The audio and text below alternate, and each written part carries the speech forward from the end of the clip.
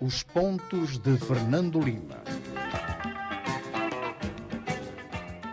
Boa noite, rádio ouvintes e telespectadores. Sexta sim, estamos aqui para os pontos de Fernando Lima, onde analisamos os temas que marcaram a semana. É um programa, caro ouvinte, daqui da Rádio Savana 100.2, que pode ouvir em diferido aos sábados às 12 e domingo às 21 horas. Hoje vamos olhar para temas como a liberdade de imprensa, vamos também comentar sobre o relatório do governo sobre os fundos da Covid, vamos olhar também para o Economic Briefing do Standard Bank que aconteceu ontem aqui em Maputo e também vamos revisitar os temas sobre as dívidas ocultas. Fernando Lima, boa noite. Cá estamos nós para mais um programa.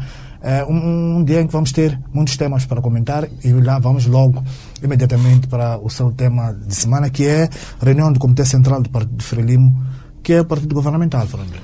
Exato, é o partido governamental e porque esta reunião do Comitê Central de algum modo relança toda a época política que vai mapear o país de agora até às eleições. E digo isso porquê? Porque, infelizmente, a oposição para já não está em altura de contestar esse mesmo calendário ou de mostrar a sua visibilidade em relação quer às eleições autárquicas do próximo ano, quer às eleições legislativas e presidenciais de 2024. Dito isto, quero parecer também que a Nova Democracia poderá ser um partido surpresa para as próximas eleições, ou no próximo ciclo eleitoral, uma vez que, sem haver campanha eleitoral oficial, tem havido um grande esforço para projetar este partido, sobretudo constituído por jovens, como preparação para este ciclo eleitoral que começa em 2023. Eventualmente a Nova Democracia poderá ter o efeito MDM. Aliás, penso que é dentro desta perspectiva que os jovens da Nova Democracia procuram capitalizar os temas, as suas intervenções e as suas visitas às províncias. Dito isto, o que é que representa a reunião do Comitê Central da Frelimo? Preparativos do Congresso que será a plataforma de lançamento também para as eleições autárquicas e legislativas e, sobretudo, presidenciais. Nós temos este ano, ou daqui a 2 anos, o desafio que é a escolha de um novo presidente.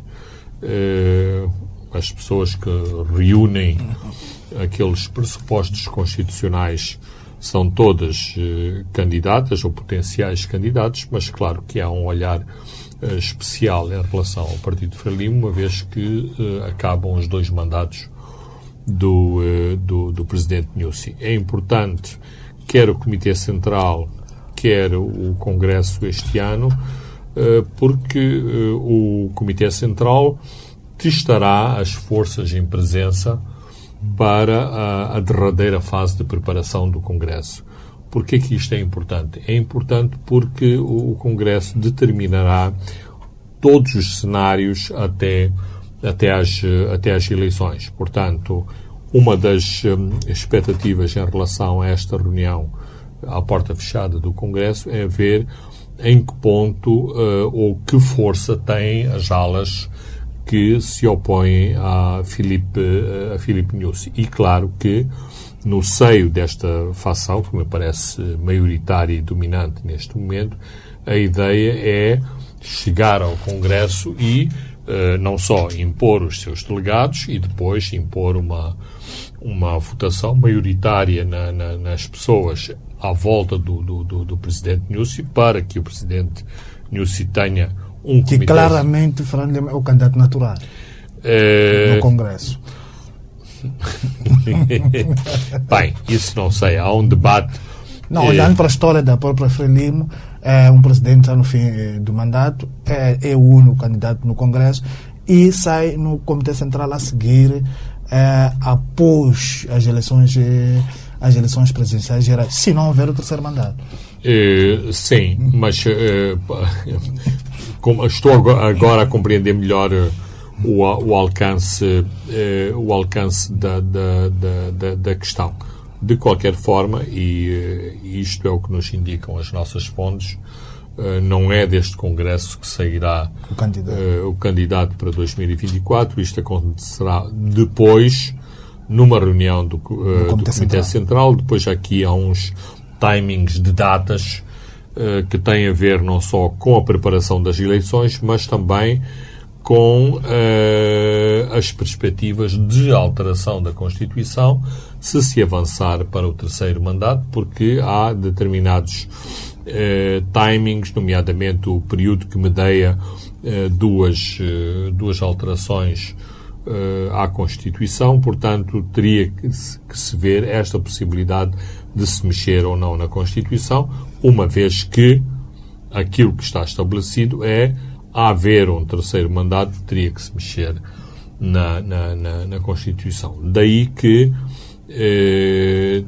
toda a importância, quer do Comitê Central, que é, digamos, a antecâmara natural do Congresso, onde haverá muitas decisões e alinhamento de forças que poderão determinar o que vai acontecer em 2024, porque não há um cenário único, ou seja, não há um cenário em que apenas se afigura o terceiro mandato, mas também a esta proposta ser chumbada poderá haver as opções no sentido de se haverá um candidato próximo de Filipe Nyusi ou se haverá vários candidatos e quem vai ser esse candidato, se será do campo Nyusi ou de outro campo que não seja Nyusi. Há também outro cenário que é contrariar a tendência de ser a zona centro a determinar quem vai ser o candidato, uma vez que há forças que já vieram a público dizer que também nos estatutos do Partido Frelimo não está estabelecido que tem que ser um candidato do centro, o candidato da Frelimo às eleições. E a essas forças Frelimo que estão já com pressa de poder vir para o Sul, enquanto os estabelecimentos informais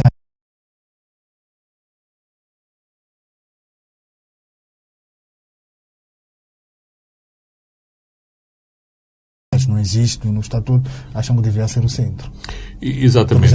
E essa proposta parece-me mais difícil de triunfar. Esta tendência é muito vocal, porque tem bom acesso aos médias, tem boa capacidade de influente, move-se muito bem nos corredores do poder, mas é importante referenciar que, havendo, digamos, estes cenários que foram criados ao longo de todos estes últimos anos, é muito difícil convencer províncias fortes, como é a Zambésia e também a Sofala, Maniquitete, que, a sua vez, afinal, não era. Então, isto poderia levantar uma rebelião interna em relação àqueles que acham que é chegada a sua vez. Muito bem, Fernando Lima, vamos para o nosso primeiro tema, que é sobre nós, sobre a liberdade de imprensa. E nesta terça-feira comemoramos mais um Dia Mundial desta liberdade de imprensa, e há um ranking dos Repórteres Sem Fronteiras que mostra que Moçambique perdeu 8 lugares, mudou de posição 108 para 116. Acha que estes números representam o estágio atual da liberdade de imprensa em Moçambique? Às vezes eu enfrento este tipo de questão com alguma perplexidade. Porquê? Porque claramente não estamos bem, mas, por exemplo, quando nos comparamos com outros países, por exemplo, e no ranking que referiste, onde a Guiné-Bissau e Angola aparecem melhor classificados que nós, eu tenho muita dificuldade em aceitar que Angola, ou seja, eu não me chamo MC Roger, e claro que prefiro viver em Moçambique do que viver em Angola e Guiné-Bissau e ser jornalista. Aliás, vindo aqui para o programa, vinha a escutar a rádio sobre estes processos kafkianos de uma série de pessoas que continuam presas sem instrução de processo, sem culpa formada, todos eles acusados de patrocinarem uma tentativa de golpe de Estado em fevereiro. Esta é a Guiné-Bissau. Claro que temos em Moçambique todas as pessoas do julgamento das dívidas ocultas, em que os seus patrocínios legais acham que estas pessoas também deveriam aguardar o julgamento, neste caso a sentença, em liberdade, e continuam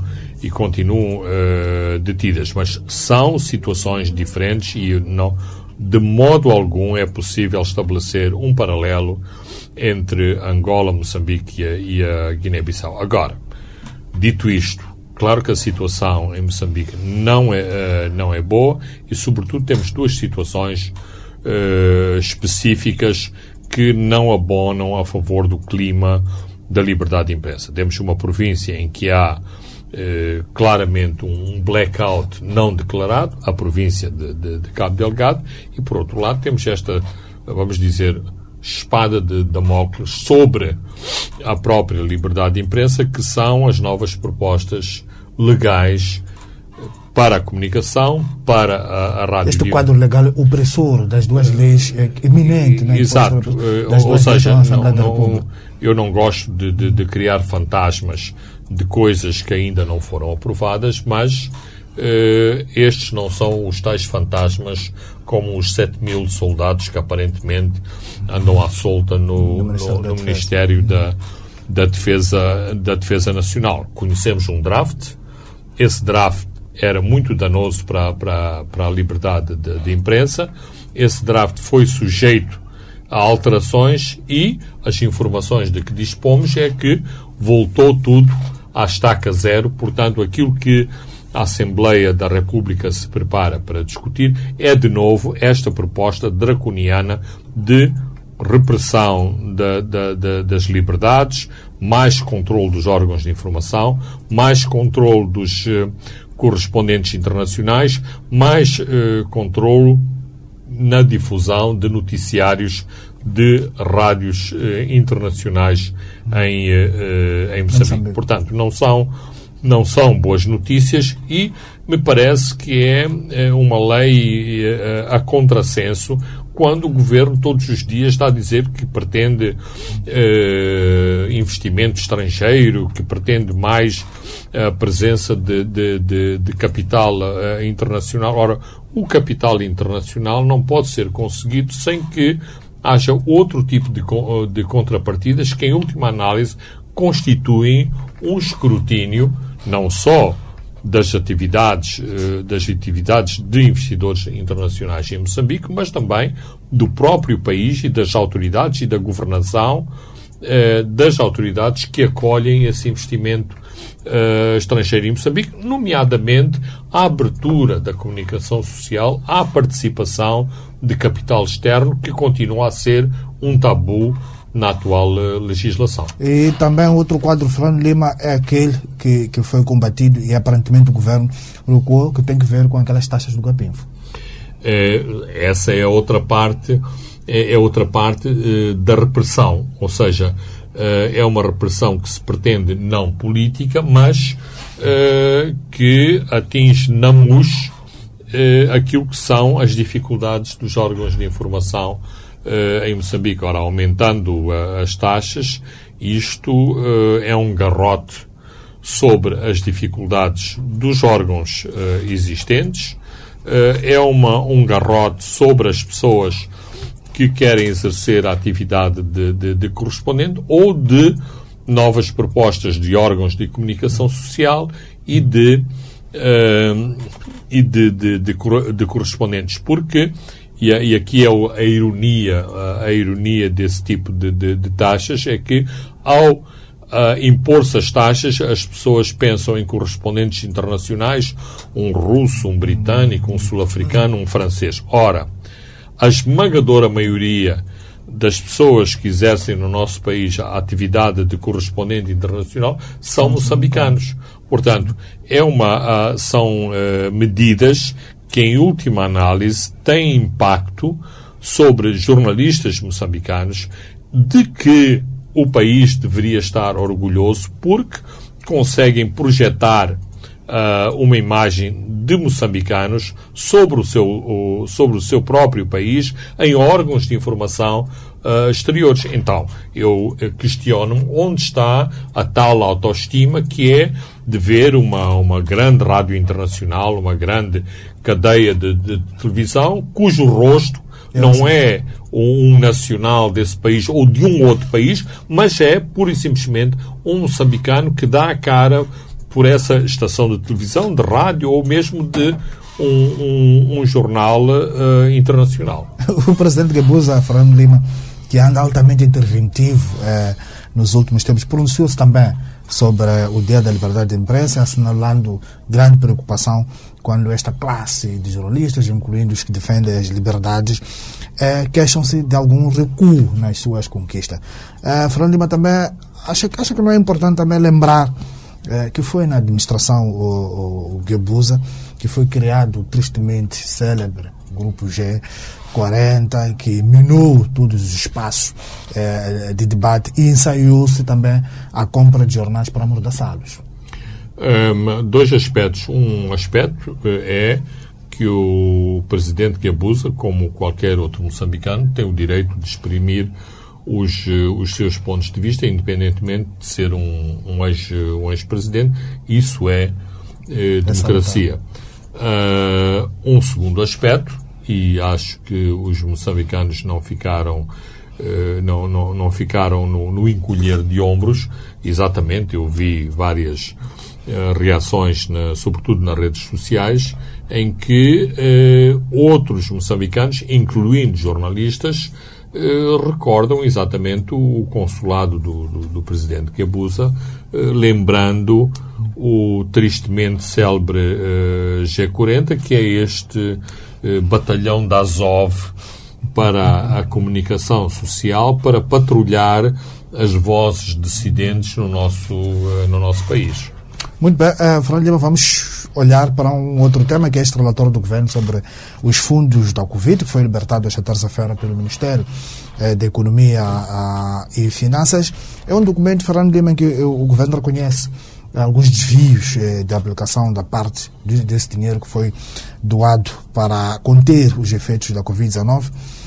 Mas, Fernando Lima, é importante setores de opinião há um entendimento de que este documento visa responder às preocupações do Fundo Monetário Internacional, que na última reunião com o governo assinalou que o Executivo deve dar sinais de que prima pela transparência e combate à corrupção. Fernando Lima, acha que podemos aqui encontrar uma relação de causa e efeito? Claramente, e esse é o meu ponto, de vista. Eventualmente há outros casos em que o Governo veio a público fazer uma prestação de contas sobre utilização de fundos. Já houve vários, não tenho em mente um outro exemplo alternativo, mas existem regularmente, e em relação aos vários ministérios, em relação aos vários projetos, há auditorias sistémicas e sistemáticas sobre esses projetos, só que neste caso o timing é quase perfeito, ou seja, o Tribunal Administrativo começa por levantar estes problemas e agora é o próprio Ministério de Economia e Finanças que foi o interlocutor do FMI nas últimas negociações, que vem também a público elencar uma série de irregularidades. Eu escutei com atenção um diretor nacional do Ministério das Finanças e percebi o detalhe aonde se foi. Portanto, há um trabalho apurado no sentido de dizer sim, houve estas irregularidades, houve sobretudo questões de procedimentos que foram pontapeadas. No passado, essas mesmas questões de procedimento foram pontapeadas e não foram alvo de procedimentos, mas, e agora estou-me a lembrar, numa auditoria que foi feita ao Tribunal Administrativo, os auditores foram ao ponto de descobrir as lâminas de barbear e outros itens que foram comprados com o projeto e que foram elencados como gastos não compreendidos no âmbito do projeto. Uma coisa também que já sabíamos à partida é que, e compreendemos a urgência que houve na questão da aplicação dos fundos do Covid-19, mas houve um grande exagero em ajustes diretos e nem sequer me parece que a questão dos ajustes diretos seja o motivo central de análise em relação aos fundos do Covid. É mais falta o documento A, B, C e D, faltam as assinaturas deste e daquele, faltam os vistos do departamento A, B... São questões administrativas.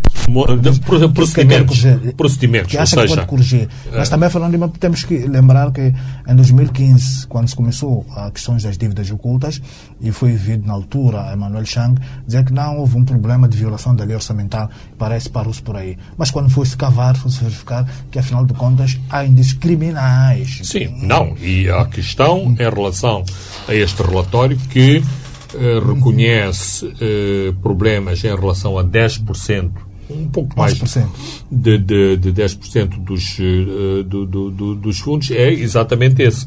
Se se cavarem nos procedimentos, não se vão encontrar outros problemas. E é assim, tal como foi explicado por alguém que esteve nas negociações, o FMI está disposto a levantar todas as pedras e espreitar por baixo de todas as pedras se não há ali um dinheiro escondido, fundos mal aplicados. Este é o colete de forças que Moçambique vai estar sujeito quando assinar o novo acordo com o FMI.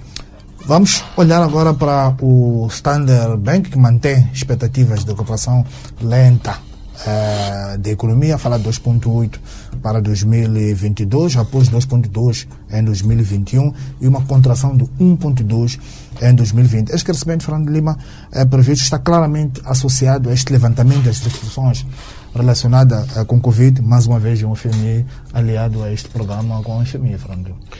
Sim, muito centrado na questão do FMI, muito centrado na expectativa de novos investimentos externos. Moçambique poderá crescer com o investimento externo, muita expectativa em relação à agricultura. Aliás, a perspectiva do Standard Bank é que o país deve crescer não só alicerçado nos grandes projetos, no gás, mas também na agricultura. E o economista sénior do Standard Bank, o Fáuzio Mussá, ele acha que Moçambique tem uma perspectiva correta finalmente sobre a agricultura, mas levanta a questão das instituições, ou seja, será que Moçambique tem as instituições, as infraestruturas para alavancar a agricultura? E aqui estamos a falar de toda uma série de elementos na cadeia de valores que implicam uma melhor agricultura, ou seja, o transporte para a comercialização de produtos, o acesso dos produtos do campo aos mercados, as boas estradas, as políticas de preços. Tudo isto pode influir em esta nova política da agricultura ter ou não ter impacto, mas esta é a visão do Standard Bank, de algum modo acompanhada pelas perspectivas do Banco Mundial, que também tem reticências em relação às infraestruturas que sejam capazes de apoiar a agricultura e de apoiar este agricultor muito primário que está lá muito em baixo, passa a expressão. Que é muito destacado no sustento. Exato, para se transformar no agricultor comercial que fala o programa Sustento, e que a Fernanda Massarongo colocou, que é economista do Banco Mundial, colocou reticências se havia a capacidade no país de rapidamente transformar, digamos, a capacidade, sobretudo de produtividade, deste tipo de agricultores moçambicanos. 3.7, também outra previsão do Standard Bank a médio e longo prazo, entre 2022 e 2025, mas aqui a base é o arranque de produção de gás pelo projeto Coral Sul, liderado pela ENI. Sim. Aqui, claramente, o objeto é o gás. O Standard Bank é um dos bancos que apoia o programa do gás. Aqui já temos o médio prazo no horizonte, e se a situação de segurança melhorar em Cabo Delgado, poderemos ter fim do ano, próximo ano, o projeto do gás a retomar na área 1 e, tal como prometeu a ExxonMobil, se a área 1 retomar, a ExxonMobil está disposta a avançar na área 4, para além daquilo que está já consignado como a exploração da plataforma flutuante ao sul da área 4, portanto, a plataforma Coral. E essa expectativa, Fernando Lima, que o Standard Bank tem, que falava da melhoria de questões de segurança, que abriria espaço para a Total Energy retomar o projeto, mas como já disse Patrick Pionet, não será possível antes de 2023, confirmando que Savana já avançava na edição da semana passada. Eu, depois de olhar às últimas declarações de Patrick Pionet, que é o CEO da Total Energies, e confrontando estas declarações com aquilo que têm sido declarações públicas e não públicas de responsáveis moçambicanos, quer-me parecer que há aqui opiniões divergentes ao timing do recomeço das operações. Claro que é óbvio que as autoridades moçambicanas querem que o processo comece quanto antes, inclusivamente falam de um timing muito importante, que é junho, ou seja, em junho haverá um encontro para se avaliar a situação de segurança no norte de Moçambique. Depois haverá uma outra reavaliação para o fim do ano, e do lado governamental continua-se a insistir não que a exploração de gás comece, mas que os trabalhos preparatórios de retomada das atividades possam começar antes do fim do ano. A atitude da Total é mais cautelosa, mas também tem um outro objetivo não declarado, que é, ao serem muito mais cautelosos e ao arrefecerem as expectativas,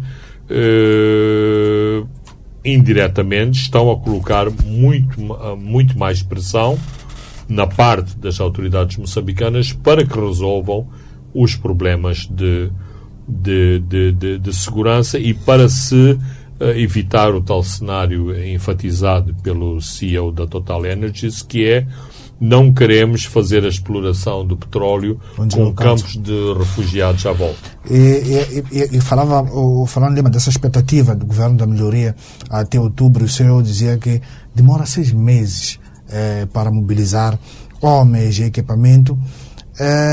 O governo acha que em outubro terá boas novidades, mas ainda temos, por exemplo, uma estratégia importante, que é esta da ADINE, que está em banho-maria, como Savana escreve hoje. Bem, isso quer-me parecer que é muito embaraçoso para o governo de Moçambique. Porquê?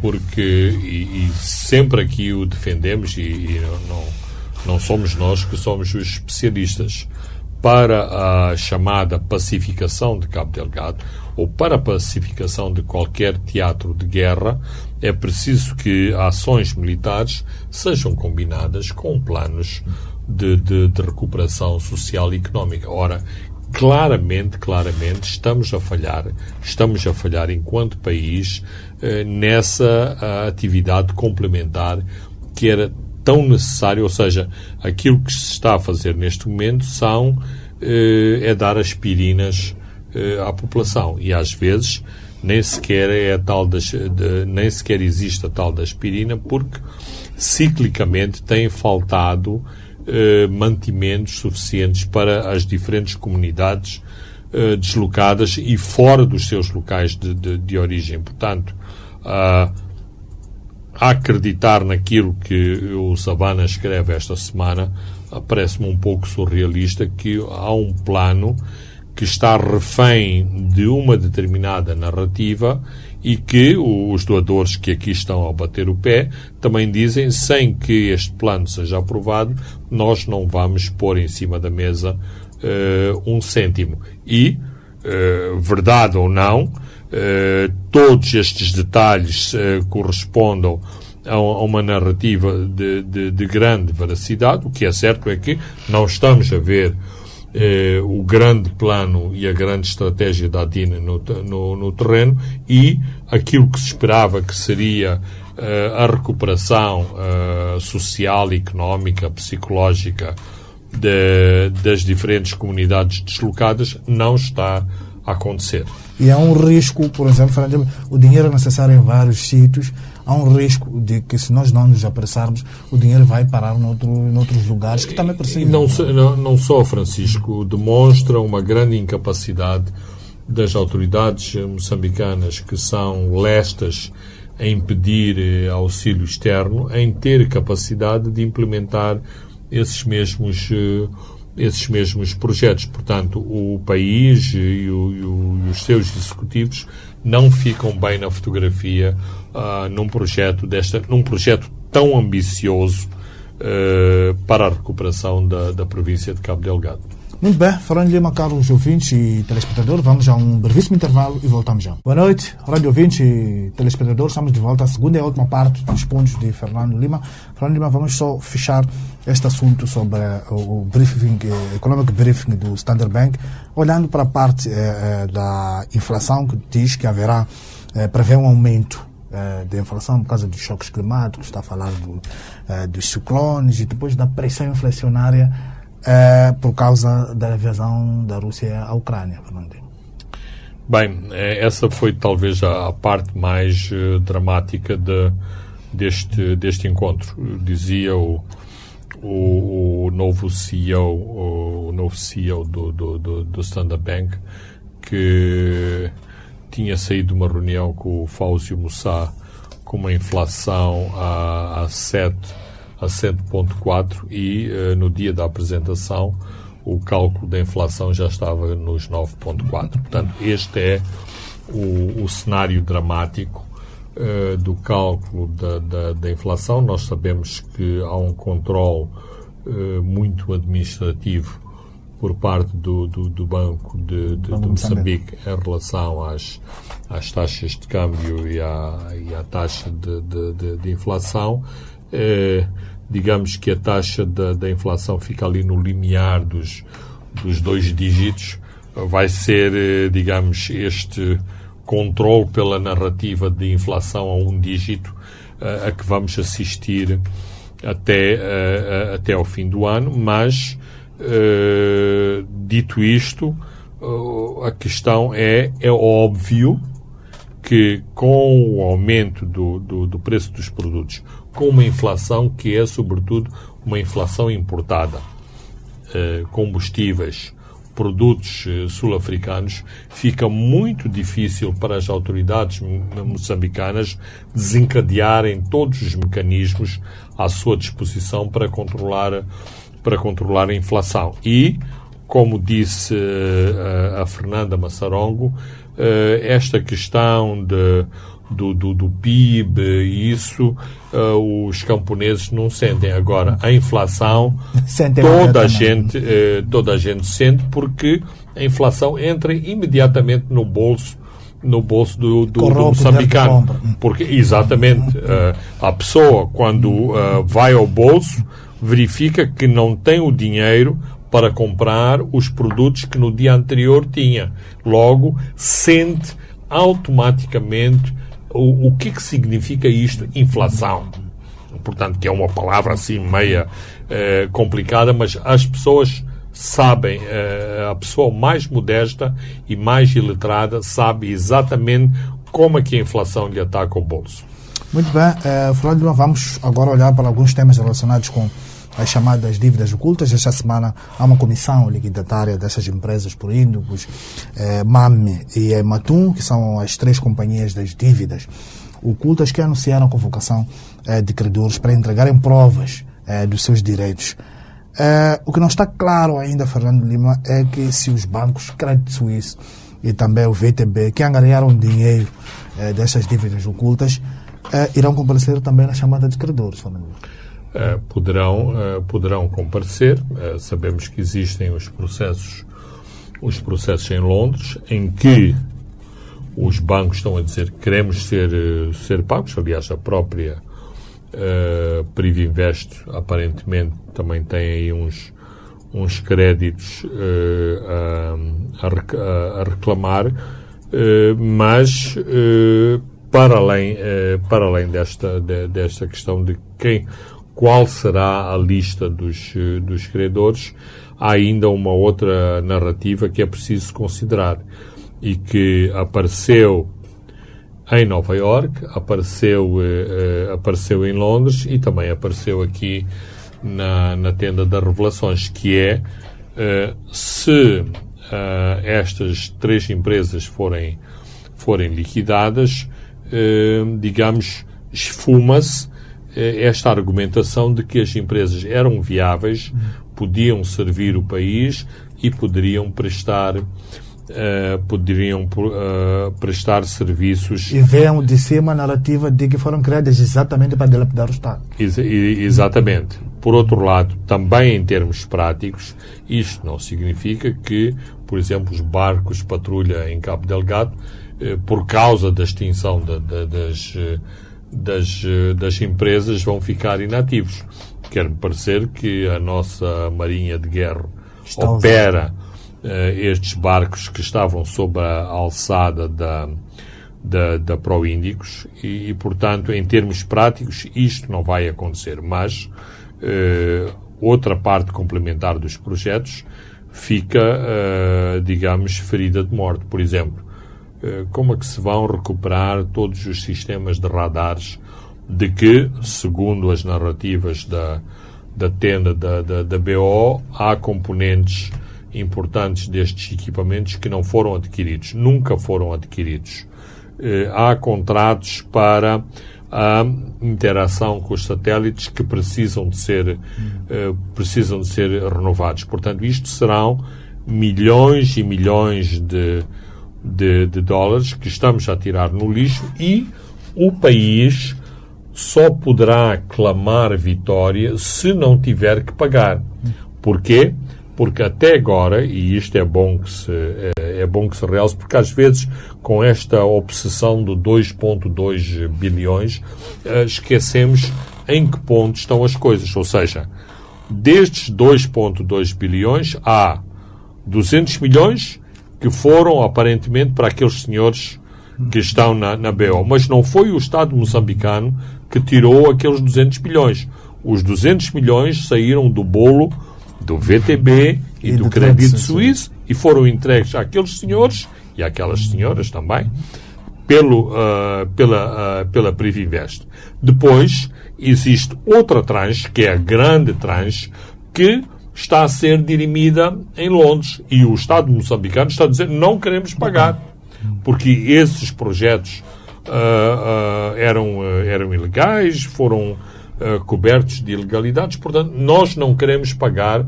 Portanto, neste momento, quem está a arder com o dinheiro, passa a expressão, são os dois bancos, à exceção da parte que corresponde à Ematum, uma vez que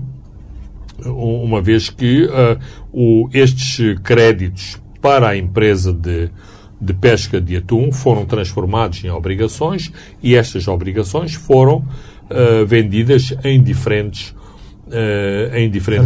mercados, e o governo moçambicano, digamos, à revelia daquilo que foi a decisão do Conselho Constitucional, até agora está a pagar estas obrigações.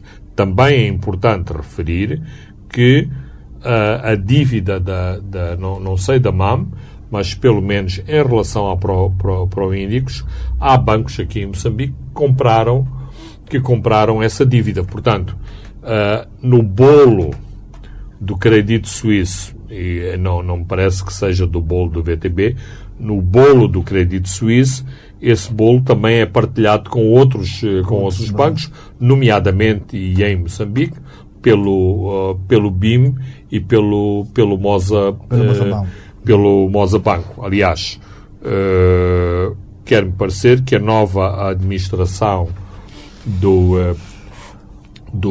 Moza Banco, no sentido de resolver todas as questões das dívidas pendentes ou dos créditos, vamos dizer, dos créditos mal parados, tirou, é uma força de expressão sem valor contabilístico, mas retirou das contas a dívida da Proíndicos, exatamente porque, para já, não tem expectativas da cobrança desse valor, da cobrança desse valor, e por isso mesmo o banco continua a apresentar resultados negativos para este exercício. Não só por causa da Proíndicos, mas, claro, a compra de dívida da Proíndicos também tem a sua influência. E é aquele desafio, Fernando Lima, é de se liquidar ou vender aqueles 24 atuneiros que estão a enxurujar no porto de pesca. Esse é mais complexo, porque, isto segundo os especialistas, vender aqueles barcos é um ato muito politizado. Porquê? Porque se forem vendidos, os barcos serão vendidos por um determinado valor comercial. E aí vai cair por terra, por A mais B, o valor contabilístico que foi atribuído a cada um daqueles barcos. Ora, isto mostra, ou vai demonstrar, que houve uma grande... a compra daqueles barcos foi uma grande burla, e ao contrário daquilo que alguns tentaram argumentar, aqueles barcos nunca estiveram preparados para fazer pesca de atum. Mas há armadores que foram aproximados informalmente para tentarem comprar os barcos e readaptá-los para outras pescarias, e que rotundamente recusaram, a dizer que não é possível fazer as adaptações, mas as adaptações seriam tão caras que é melhor comprar um barco já com as especificações de raiz feitas a partir do estaleiro, do que fazer as adaptações nestes barcos ancorados no Porto de Maputo. Continuamos a olhar também para esta questão das dívidas ocultas, que é a ausência do VTB, que é o banco russo, que ameaça o julgamento de Londres, que é suposto começar em outubro de 2023. Este banco deixou Fernando Lima ter advogados. Esta firma britânica, Freshfield, que está a defender o VTB, cessou o contrato para cumprir estas sanções aplicadas ao Banco Russo por causa do conflito Rússia-Ucrânia. Isto cria incertezas, Fernando Lima, ao desfecho rápido deste caso, e também aliado a isto, a PGR não está a conseguir também entregar os documentos a tempo. Sim, é esse o cenário. As notícias enfatizam muito a questão do VTB, mas há também o problema da PGR e da lentidão com que a PGR está a fornecer os documentos que foram solicitados pelo Tribunal e que, eventualmente, poderá ser objeto de um despacho sancionatório do juiz da causa. Portanto, eventualmente, os prazos para o julgamento poderão estar comprometidos por causa deste problema e, neste caso, os atrasos, e dado que há um problema com a PGR, poderão não, abonar a favor de Moçambique. De qualquer forma, na prática, voltamos ao cenário desenhado anteriormente. Não há avanço no processo, não há pagamentos. Portanto, Moçambique continua sem pagar ao VTB e a não pagar ao Credit Suisse. O que diz o advogado do Credit Suisse, diz que o principal elefante na sala é a divulgação de documentos por parte da PGR, Fernando. E parece que o segundo explicou, o advogado da PGR lá em Londres, há um problema de recolher os documentos, a falta de sistema sofisticado do arquivo, de digitação, os documentos são todos em português, é preciso prepará-los. E os outros dizem que a PGR é que está a andar muito lentamente porque tem esse processo há mais de 7 anos. Por que não existem esses papéis? Sim, é um bom questionamento. Resta saber se esta lentidão é uma lentidão, propulsionada pela própria PGR para que o processo ande a uma determinada velocidade, porque se os prazos estivessem a contar e isso tivesse implicações de outra natureza, nomeadamente de natureza monetária, certamente que a PGR teria todo o interesse na celeridade do processo. Não só por este momento particular, mas em momentos anteriores, a PGR nunca mostrou interesse na celeridade deste processo, porque também, e isto voltamos outra vez atrás, se Moçambique for sancionado e for obrigado a pagar, e a perspectiva é que Moçambique nunca vai pagar na íntegra esta dívida, os resultados futuros do petróleo permitem que Moçambique esteja daqui a alguns anos numa situação muito mais simpática em termos de desafogo financeiro, que possa pagar estas dívidas, uma vez que neste momento o Ministério das Finanças, um dos seus exercícios é contar as 500, passa a expressão, para honrar uma série de empréstimos que foram contratados há alguns anos e que começaram a vencer e, em última análise, Moçambique vai receber algum dinheiro de várias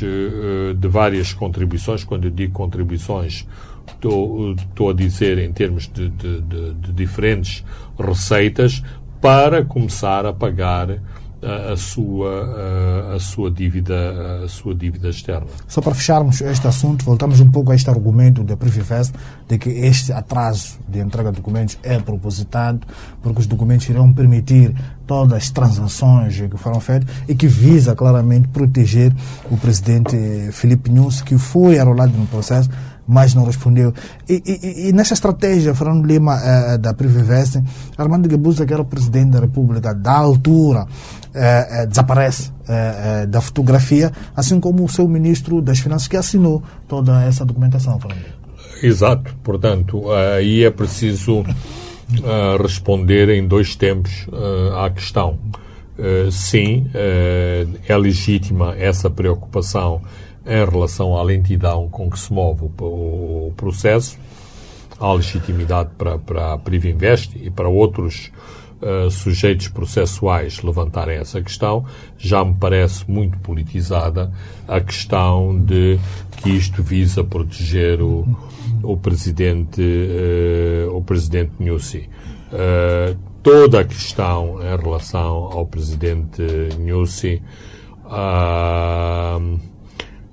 é hiper politizada. O atual presidente era o ministro da Defesa, muito sem qualquer senioridade em relação à tomada de decisões, em relação ao envolvimento no processo. Mas há ainda um argumento de maior peso, que é: se os detratores de Filipe Nyusi, os seus adversários e a própria Privinvest tivessem documentos de peso e tivessem acusações de peso, nesta altura do processo, já teriam há muito tempo posto esses argumentos na praça pública. E aquilo que temos assistido até agora é uma assinatura ali, um documento meio inócuo para a frente e para trás.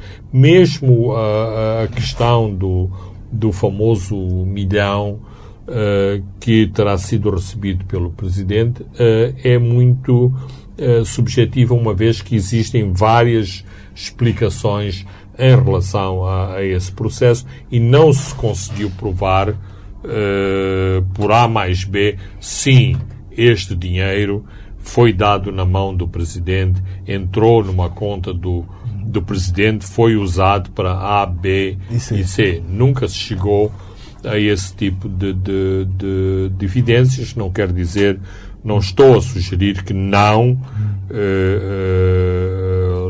literalmente, mas essas evidências não existem e estou convencido que se existissem motivos mais convincentes, eles já teriam aparecido. Por exemplo, agora que estamos a caminhar ou na fase final da caminhada para o Congresso, era o momento ideal para rebentar a bomba. Até agora, a tal de bomba continua sem aparecer. Será porque a estratégia está mal delineada ou porque exatamente o arsenal de bombas não está suficientemente municiado para se fazerem esses escândalos públicos? Muito bem, Fernando Lima, vamos fechar. Temos apenas 3 minutos com estes dados trazidos pela Comissão Liquidatária dos Correios de Moçambique, que abriu o véu sobre os números da empresa, que mostram um quadro claramente desolador. As indemnizações dos trabalhadores vão custar 380 milhões de meticais aos cofres do Estado, ou seja, aos nossos bolsos. Tem uma dívida de 853 milhões de meticais, tem apenas por receber 274 milhões, produzia receitas antes de fechar de uma média mensal de 10 milhões de meticais, gastava 15 milhões para pagar remunerações. Este é um quadro terrível, Fernando Lima. Como é que uma empresa chega a esse ponto? Bem, em primeiro lugar, acho que a empresa chega a esse ponto porque as pessoas que estiveram à frente da empresa, e quando eu digo as pessoas que estiveram à frente, não estou a especificar aquela A, B ou C, são todos os diferentes envolvidos no processo, inclusivamente as autoridades de tutela, nunca conseguiram encontrar o modelo de negócio de uma empresa que claramente sofreu com os impactos das novas tecnologias. Ora, nós conhecemos em todo o mundo empresas que conseguiram dar a volta, não só com recurso a quadros, agora está na moda dizer capital humano, portanto era preciso ir há o paralelismo da Transmarítima. Não é possível qualquer plano de negócios com o tipo de funcionamento e de funcionários que tem a Transmarítima. Por isso que não funciona o barco para a Inhaca, porque nem sequer conseguem arranjar combustível para o barco. Mas isso significa que nunca foi encontrado o plano de negócios que remodelasse e fizesse a revolução na atividade dos Correios de Moçambique. O resto é a narrativa que todos conhecemos. A coluna do ativo e do passivo pouco importa. Alguém vai pagar a fatura, eventualmente o Tesouro, eventualmente o orçamento, mas os números são devastadores. Claro que, mais uma vez, os números que foram apresentados pelo IGEP são, digamos, a narrativa necessária para se encerrar a empresa e dizer não há qualquer viabilidade neste negócio. Eu acho que eventualmente valia a pena ver se não era possível encontrar-se outra perspectiva para o negócio dos Correios e das mensagens ou da própria utilização das infraestruturas desta empresa. Muito bem. Fernando Lima, caros ouvintes e telespectadores, chegamos ao fim do nosso programa de hoje, onde comentamos sobre a liberdade de imprensa, olhamos para este relatório do governo sobre os fundos da Covid, comentamos também sobre o Economic Briefing do Standard Bank que realizou-se ontem e também olhamos para as questões, revisitamos este dossiê das dívidas ocultas, um tema que é incontornável aqui no nosso programa. Eu sou Francisco Carmona, André dos Santos e Leque Vilanculos encarregaram-se da parte técnica. Boa noite, até de hoje a 7 dias.